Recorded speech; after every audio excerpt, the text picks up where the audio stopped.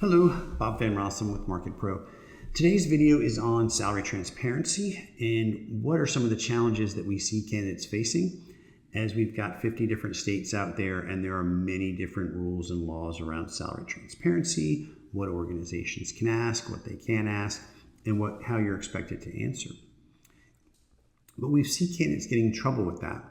But what I wanted to start with, as we've gotten a few questions about this from previous videos, is tell us more about what you guys do, who is MarketPro, and tell us a little bit more about your experience and background. So MarketPro is the leading marketing-specific executive search firm in the country. Our job is to find our clients top performing innovative marketing leaders, and about half of what we do is Chief Marketing Officer executive search. The other half is senior level marketing executives in brand, digital, performance marketing, growth marketing, e-commerce, communications, PR, really any area that reports up to the Chief Marketing Officer is an area that we focus on. And if it's outside of that, it's not something that we work on. And we're very fortunate we've been able to work with, in 27 years, with some of the best companies in the country.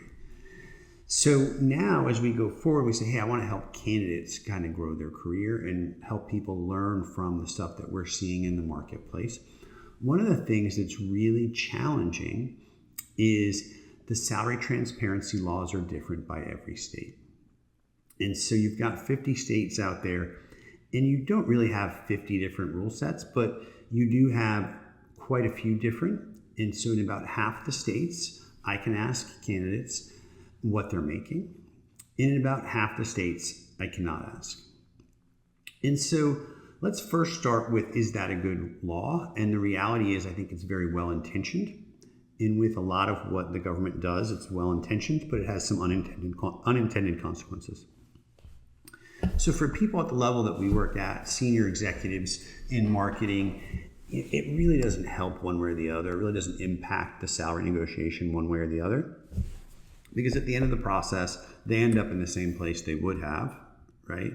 Had it not been for the fact that it may just take us a little longer to get there, right? We may have to take a little bit more circuitous route to get to where we would end up. But if the salary range was going to be X and they were going to fall somewhere in the middle of that based on their skills, background, experience, it all ends up tend to working out the same. Where I do think it has some possible benefit, and I don't honestly know because we don't really work at this level, but I'm pretty confident when I say that at the junior level, for people who aren't capable of advocating for themselves, there can be some value in not having to share what they're making today. Now, with that said, where does that leave us? Where that leaves us is I've got 50 states, and half of them I can ask you what you're making. Half of them I can't. Some states, New York is as an example, I have to post the salary range. So I have to share with candidates what the salary range is for the role, right?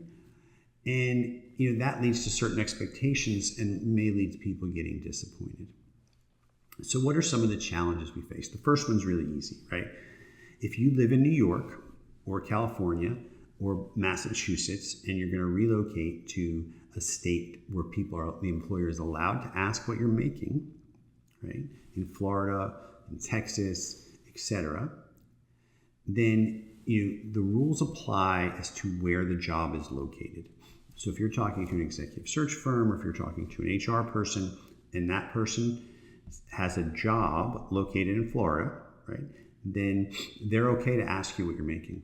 And so telling them, hey, I don't really have to share that because that's the state rule isn't accurate. It's the state rule in New York, it's the state rule in California, but the rule that applies is the rule where the job is located, because at the end of the day, this is employment law that we're talking about. So make sure that you understand, if you're applying to move, if you're looking to move and you're applying for a job out of state, that you understand what the rules are of the state that you're going to, in addition to, obviously, you probably already understand the rules for the state that you live in, right? So one of the other challenges we then see is candidates now, because of these rules and laws, are aware that they can negotiate maybe a little bit differently, and they don't necessarily have to be as transparent with their information. And so now we're seeing things happening where an HR person asks you, hey, tell me what you're looking for. Remember, if they can't ask you what you're making, tell me what you're looking for in a new opportunity. And It's okay once and only once to say, I'm only looking for what's fair based on my skills, background, and experience, and the challenges of the role. And then you can see if they'll come back and give you more information around where the salary range is, right? Or what they're thinking about paying.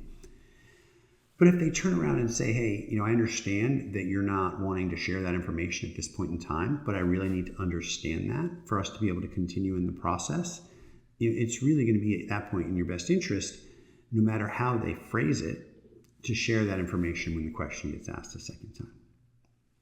And we're seeing candidates really hold back on that.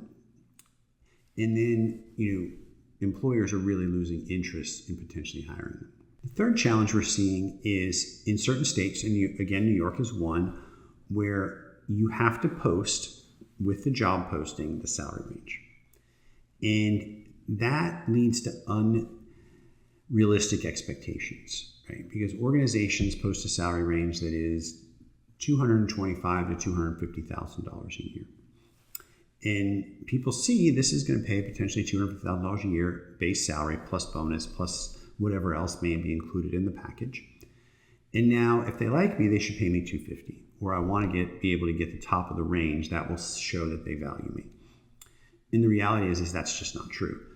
The reality is that organizations don't want to bring people in at the top of the range, because then they can't give you a raise without giving you a promotion. And not being able to give a raise without being able to give a promotion is a way to have unhappy employees. So most of the time they want to try to bring people in at the midpoint or slightly below the midpoint. So they have that to consider, and that's done that way so that over time, when you have your review, you have the opportunity to get a raise. It's also done for internal equity. They want to make sure that people they're bringing in from the outside are fairly compensated compared to the people on the inside. And so if you're going to focus on getting the very top of the range when that's been shared with you, it's probably actually going to work against you.